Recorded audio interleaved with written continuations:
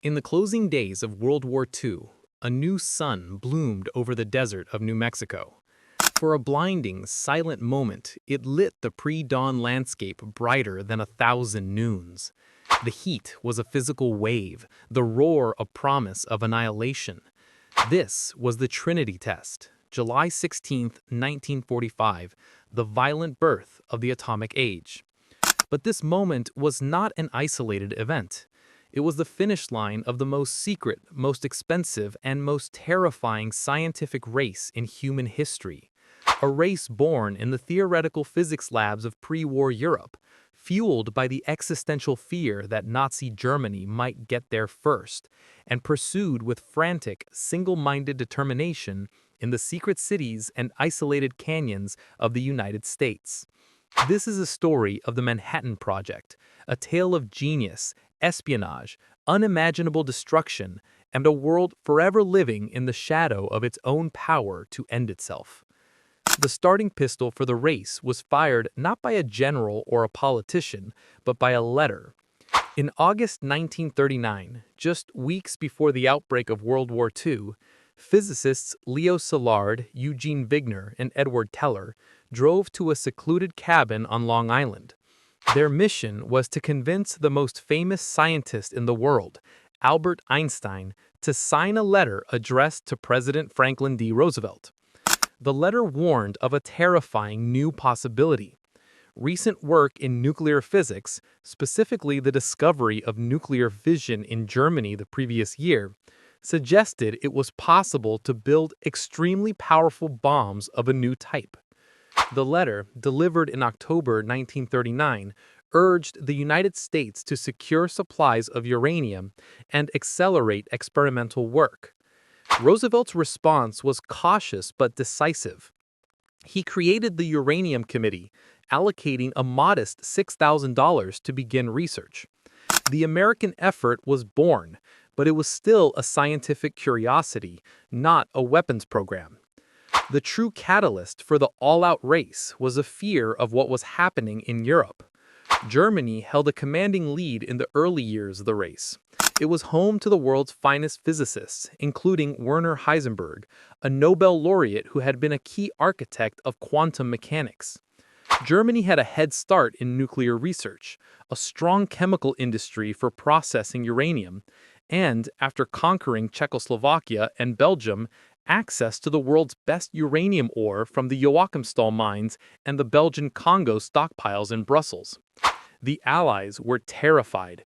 If Hitler acquired an atomic bomb, the war was lost. This fear was the engine that drove the Manhattan Project. It justified the staggering cost, over $2 billion, a colossal sum at the time. It motivated the scientists, many of whom were Jewish refugees who had fled Nazi persecution. They weren't just building a weapon, they were building a deterrent, a shield to protect the world from a Nazi atomic monopoly. Every calculation, every experiment was shadowed by the question, how far along is Heisenberg? The American project, initially fragmented and slow, needed a radical reorganization. In September 1942, command was handed over to the U.S. Army Corps of Engineers, and the effort was officially codenamed the Manhattan Engineer District, later known as the Manhattan Project. To lead it, the Army chose not a scientist, but a career officer, Colonel Leslie R. Groves. Groves was a bulldozer in uniform, brusque, demanding, and a master of logistics. He had just overseen the construction of the Pentagon, the world's largest office building, and he brought that same relentless drive to the atomic project. His first act was to secure the project's most crucial resource, a scientific director of unparalleled brilliance. He chose J. Robert Oppenheimer, a theoretical physicist from the University of California, Berkeley. It was an unlikely pairing, the practical, forceful general and the fragile, intellectually charismatic Uppy. But together, they would form one of the most effective partnerships of the war. Groves provided the organization and the resources, Oppenheimer provided the scientific vision, and inspired the loyalty of the most brilliant minds he could assemble. Oppenheimer's masterstroke was the creation of a single, centralized, secret laboratory. He proposed a remote site on a mesa in New Mexico, a place he knew and loved from his youth, Los Alamos. It was a barren, windswept plateau, accessible only by a single, rough road. Here, in utter secrecy, a town was built from scratch. Barracks, laboratories, and homes sprang up overnight. The scientists, along with their families, lived in a fenced-in, intellectual pressure cooker, cut off from the world. They were a who's who of physics. Enrico Fermi, the Italian Nobel laureate who had built the first nuclear reactor. Niels Bohr, the Danish grandfather of quantum mechanics, who escaped from Nazi-occupied Europe. And Richard Feynman, the brilliant young prodigy.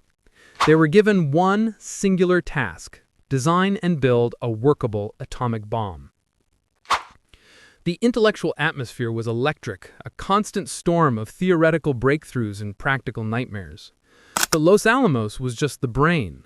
The Manhattan Project needed an industrial body of unimaginable scale to produce the fuel for the bomb. The fundamental challenge was that the bomb required a critical mass of fissile material, but this material did not exist in nature. There were two paths to it: uranium-235 and plutonium-239. U-235 is a rare isotope, making up only 0.7% of natural uranium.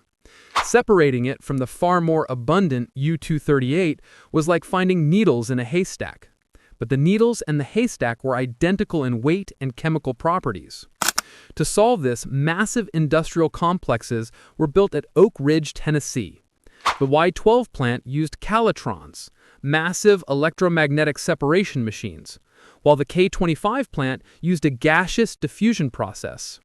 Both methods were monumentally complex and consumed vast amounts of electricity, enough to power a large city. The other path, championed by Enrico Fermi, was to create a new element. At a secret facility under the stands of the University of Chicago's Stagg Field, Fermi built Chicago Pile 1, the world's first nuclear reactor. On December 2, 1942, it achieved the first self-sustaining nuclear chain reaction. This proved that plutonium could be bred from uranium. To produce it in quantity, the Hanford site in Washington state was constructed, a vast complex of nuclear reactors and chemical separation plants that turned uranium into weapons-grade plutonium. These three secret cities, Oak Ridge, Hanford, and Los Alamos, formed the industrial triangle of the bomb, employing over 125,000 people, most of whom had no idea what they were building. While America built its industrial behemoth, the race against Germany intensified. Allied intelligence launched a desperate effort to uncover the status of the Nazi bomb. The most daring mission was the Norwegian heavy water sabotage. The German program under Heisenberg was using heavy water from the Vemberg plant in Norway as a moderator for a reactor. In 1943, a team of Norwegian commandos, trained by the British Special Operations Executive, launched a spectacular raid, destroying the plant's heavy water stock and equipment. Later that year, a massive American bombing raid forced the Germans to move the remaining heavy water to Germany.